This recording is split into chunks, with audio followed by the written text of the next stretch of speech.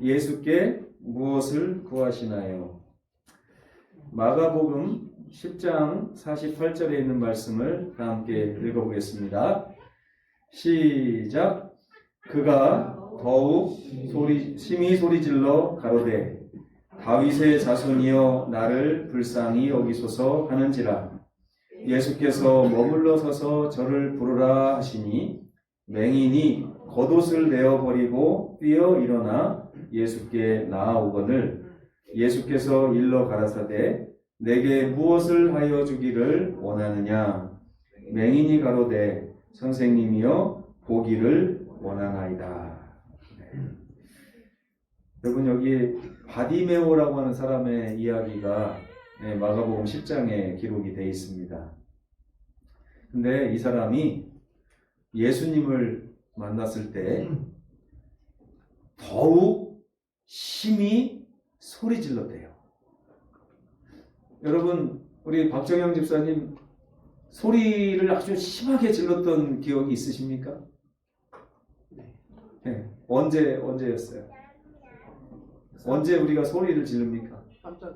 깜짝 놀랐을 때. 아니면 기분이 심히 나빠서 막 싸울 때. 그렇죠? 아니면 긴박한 상황이었을 때. 그렇죠? 사람이 보통 소리를 심하게 지른다는 것은 보통 일이 아닙니다. 만약에 여러분 길 가다가 누군가가 심하게 소리 지르면 다 쳐다보게 돼 있어요. 만약에 교회에 왔는데 교회에서 한 집사님이나 장로님이 갑자기 심하게 소리를 팍 지르면 우리가 다 주목할 수밖에 없습니다. 왜? 보통 일이 아니기 때문이에요. 근데 이 바디메오가 심하게 소리 질렀다는 얘기는 모든 사람의 시선을 자기에게 모을 뿐만 아니라 예수님께서 자기를 지나치지 못하게 하기 위해서 심하게 소리를 질렀어요. 저를 지나치시면 안 됩니다, 예수님 하는 심정으로 예수님 앞에서 소리를 지른 것입니다. 성경은 사람들의 인생을 눈뜬 장님의 인생이라고 이렇게 말하는 듯이 보입니다. 사실 이 장님이라고 하는 말은 사용하면 안 되죠, 요즘에. 원래는 맹인이라는 단어를 쓰게 돼 있고 아니면 시각장애인이라는 말을 쓰게 돼 있습니다. 근데 여러분, 요즘에 많은 사람들이 장님, 소경, 눈봉사 이렇게 이런 말 쓰잖아요. 이런 말들이 약간 그 시각장애인을 업신여기는 말투다 해가지고 요즘에 표준어에도 시각장애인이라는 말을 쓰도록 하는데, 사실은 이 장님이나 소경, 봉사는 굉장히 높임말이에요. 장님은 지팡이 장자를 써서 지팡이를 짚고 다니는 님이라는 뜻이에요. 님은 높임말이잖아요. 그죠? 그래서 장님 그러면 지팡이 짚고 다니는 분 이런 뜻이고, 봉사하고 소경은, 이 소경은 경자가 벼슬 경자예요. 그래서 예전 고려시대 때 종사품에 해당하는 벼슬의 이름이 소경이었어요. 봉사는 조선시대에 소경이라는 직분이 이제 조선시대 와서는 봉사라고 하는 직분으로 이렇게 해서 이 벼슬을 가지면 사람들이 어떻게 합니까? 좀 이렇게 이쪽으로 오십시오 하고 길을 비켜주기도 하고 자리를 양보하기도 하고 하잖아요. 그래서 우리가 앞을 보지 못하는 분들을 이렇게 배려하는 차원에서 벼슬아치 대하듯이 대한다 해서 봉사나 소경이란 말을 썼습니다. 그래서 저는 오늘 봉사나 소경이란 말, 또 장님이란 말을 사용할 것입니다. 혹시 여러분들이나 방송을 보시는 분들께서 요즘에 시각장애인이라고 해야 되는데 라고 불편하시다면 이해할 수 있게 하기 위해서 제가 미리 말씀을 드리는 것입니다. 아무튼 이 바디메오는 장님이었습니다. 장님. 근데 성경은 바디메오 이야기를 기록하면서 오늘을 살아가는 우리 모두가 눈뜬 장님이라고 이야기를 합니다. 왜 그러냐면 무엇이 중요한 것인지 무엇이 더러운 것인지를 구별하지 못하기 때문에 그렇고요. 무엇이 죄악인지를 분별하지 못하기 때문에 그런 것입니다. 이사야 5장 20절에 보면 이사야가 우리들에게 이런 말을 합니다. 너희는 악을 선하다고 말한다. 또 선한 것은 악하다고 말한다. 또 캄캄한 흑암을 광명으로 삼고 있고 환한 광명을 오히려 흑암이라고 여긴다. 입에 들어가면 쓴 것을 단 것으로 착각을 하고 단 것을 쓴 것으로 착각하는 그렇게 가치를 분별할 줄 모르는 자들이 바로 너희들이다 라고 이야기를 합니다. 눈뜬 장님이라고 하는 말은 결국에는 무슨 말이냐면 무엇이 가치 있는 것인지를 모르는 사람들이라는 얘기예요. 이렇게 말하면 여러분 우리도 장님 같습니까? 안 같습니까? 네? 허경자 집사님 인생을 살아오시면서 시간이 지나면서 내가 그때는 참 눈뜬 봉사였어 이렇게 생각한 적이 있으시죠? 몰라서 그렇습니다. 몰라서. 그런데 정말 심각한 것은요. 반드시 알아야 될 것조차 우리가 모르고 산다는 것입니다. 심지어 인생들은 하나님께서 사람에게 꼭 필요해서 주신 선물조차 알아보지 못하고 살고 있는 것입니다. 요한복음 3장 19절을 다 함께 읽도록 하겠습니다. 시작. 빛이 세상에 왔으되 사람들이 자기 행위가 악함으로 빛보다 어둠을 더 사랑한 것이니라. 장님이죠, 장님. 그렇죠? 근데 여기서 빛이 누구시냐면 요한복음을 읽어보면 빛은 예수님이라 그렇게 말씀을 하셨습니다. 예수님의 가치를 우리가 잘 모르고 있는 것입니다. 예수님 당시에도 수없이 많은 사람들이 있었지만 그들은 예수님을 알아보지 못했습니다. 오늘날의 이 광산구에만 해도 몇십만 명의 인구가 살지만 그 안에 예수님을 알아보는 사람은 과연 몇 명이나 되겠습니까? 하지만 성경은 그 옛날 여리고에서 어떤 소경이자 거지였던 한 사람이 예수님을 알아보았다고 기록하고 있는 것입니다. 마가복음 10장 46절 디메오의 아들인 맹인 거지 바디메오가 길가에 앉았다가 나사렛 예수시란 말을 듣고 소리 질러 이르되 라는 말이 기록되어 있습니다. 이 소경의 이름이 뭐라고요? 이 소경의 이름이 우리는 바디메오라고 알고 있죠? 이 바디메오는 사실 이름이 아닙니다.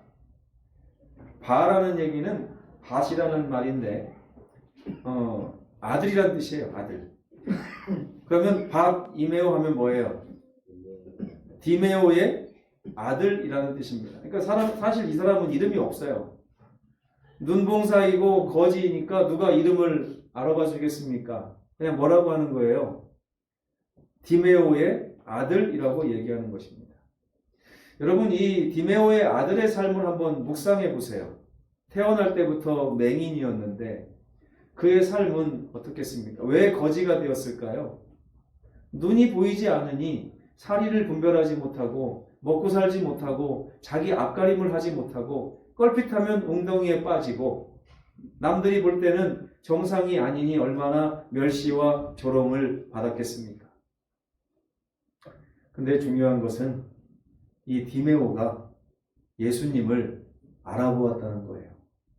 왜 그는 예수님을 알아보게 되었을까요? 한번 생각해 보시지 않겠습니까? 다른 사람들은 예수님을 다 알아보지 못했는데 이 디메오는 예수님을 알아보고요. 다른 사람은 예수님을 쫓아다니는 그 와중에서 아무도 소리 지르지 않았습니다. 왜냐하면 예수님과 만나는 그 시간을 내가 소리 지를 만큼 중요한 시간이라고 여기지 않았기 때문이죠. 그런데 바디메오는 그렇지 않았어요. 예수님과 이 만나는 이 시간을 아주 중요한 시간으로 생각했고 그는 소리 질러야 되는 시간으로 인식을 하고 있었던 것입니다. 왜요? 그는 그 시간을 엄청나고 중요한 단 한 번밖에 없는 기회라고 생각하고 있었기 때문에 그런 것입니다. 그래서 그는 이해할 수 없는 행동들을 몇 가지 합니다. 지금부터 제가 읽는 말씀을 보면서 이게 정말 정상적인 일인지 약간 이해하기 어려운 일인지를 한번 보시기 바랍니다.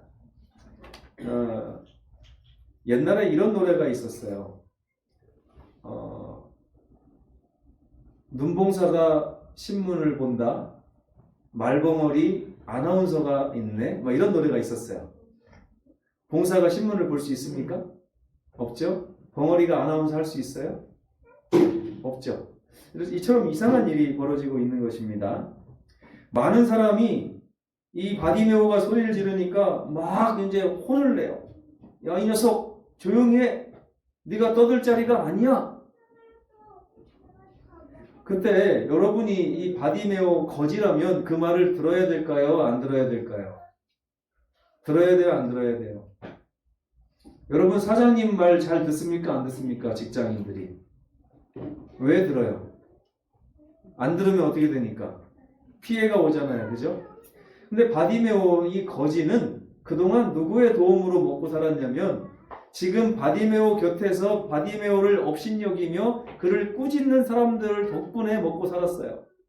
그의 동량 그릇을 채워주던 사람들이 바로 그들이었습니다. 그러니까 그들의 말에는 약간 협박이 포함되어 있어요. 너 지금 조용하지 않으면 너 밥그릇 끊길 수가 있어 라고 협박하는 것입니다. 근데 고객이 왕이잖아요. 그런데 이 고객들의 말을 바디메오가 듣지 않고 반항하고 있는 것입니다. 뭐라고 써 있어요? 그가 더욱 크게 소리 질렀다 했어요. 그러면 이제 어떻게 하겠다는 얘기예요? 나 당신들 동냥해 주는 거 필요 없어. 나 그거 바라고 살고 싶지 않아. 나는 이제 다른 걸 바라보고 사는 사람이야. 그러니 당신들이 나를 아무리 협박해도 당신들이 내 깡통에다가 더 이상 아무것도 채워주지 않는다 할지라도 내가 당신들의 말을 들을 이유는 없어 라고 말하고 있는 것입니다. 그리고 그는 하나밖에 없는 겉옷을 내어 버렸습니다. 겉옷은 주로 깔고 앉고 있죠. 평소에는 입고 다니다가 자리를 펴면 깔고 앉는 것이 겉옷입니다. 자기가 이렇게 사업을 했던 그동안 먹고 살았던 터전을 다 버렸다는 뜻이에요. 이 옷을 버렸다는 것이 아니라 자기가 구걸하던 장소에 깔고 앉았던 겉옷을 버렸다는 얘기예요. 그 얘기는 뭡니까?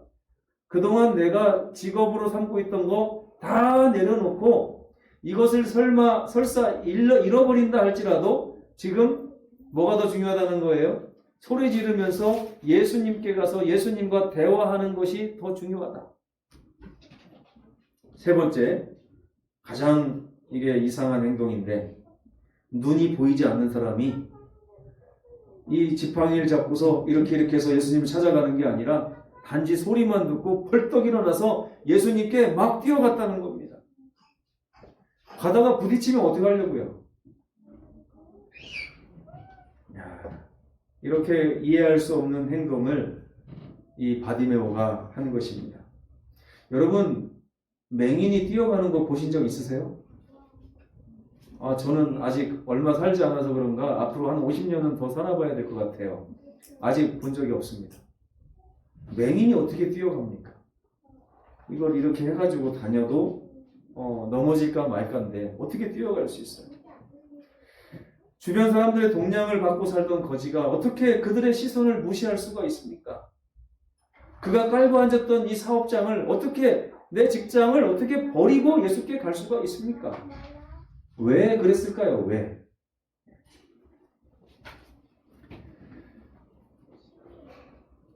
바디메오의 이야기가 성경에 기록된 이유가 있습니다. 그는요, 약간 다른 시선을 가지고 있었어요. 여러분, 우리가 신앙을 할 때 예수님께 여러 가지 기도를 합니다. 주로 어떤 기도를 하는지 제가 잘 생각해 봤더니요, 우리에게는 모두가 바디메오가 가지고 있는 동냥 그릇이 있더라고요. 동냥 그릇을 바라보면서 소원이 있더라고요.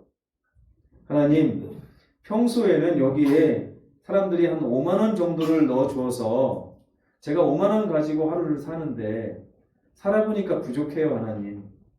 제 깡통에 사람들이 10만 원 정도 채워줄 수 있도록 해주시면 어떨까요? 라고 하는 것이 우리의 기도더라고요. 그래요? 안 그래요? 지금 사는 아파트보다 조금 더 넓은 아파트로 갔으면 좋겠어요, 예수님. 이게 우리 기도예요. 지금 나의 몸보다 좀 더 건강한 몸을 가지고 더 오래 살았으면 좋겠습니다. 라고 하는 게 우리의 기도입니다. 우리 자식들이 지금 공부하는 것보다 더 조금 잘해서 더 좋은 인생, 더 좋은 삶을 살았으면 하는 것이 우리의 기도더라고요. 이게 뭐냐면 결국에는 나의 동량 그릇을 어떻게 하면 더 채울까라고 생각하고 우리가 신앙을 하고 있다는 것입니다. 그런데 바디메오는요, 만약에 그랬다면 그는 동량 그릇을 들고 예수님께 달려갔어야 맞아요. 그런데 그는 동량 그릇을 채워주실 분으로 예수님을 인식한 것이 아니었습니다. 동량 그릇은 사실 누가 채워줬어요? 그에게 조용하라고 한 그 사람들이 동량 그릇을 채우던 사람들이었습니다. 그러니까 그는 동량 그릇 채우는 거에는 이제 관심이 없어요. 왜 그러냐면 나사렛 예수께서 지금 오시고 계시기 때문에 그런 것입니다. 다시 말하면 그는 이 세상에서 잘 살기 위한 목적으로 지금보다 더 나은 삶을 살기 위해서 예수님께 달려간 것이 아니었다는 것입니다. 그렇다면 그는 왜 달려갔을까요? 그는 전혀 다른 것을 구하기 위해 예수님께 달려갔습니다. 그는 이 세상에서 그 누구도 해줄 수 없는 바로 그것을 예수님께 구하기 위해 예수님께 달려간 거예요. 소리 지르면서. 이번에 예수님이 지나가고 나면 나에게 다시는 바꿀 기회가 없고 다시는 기회가 없다고 생각했기 때문에 소리 질렀던 것입니다.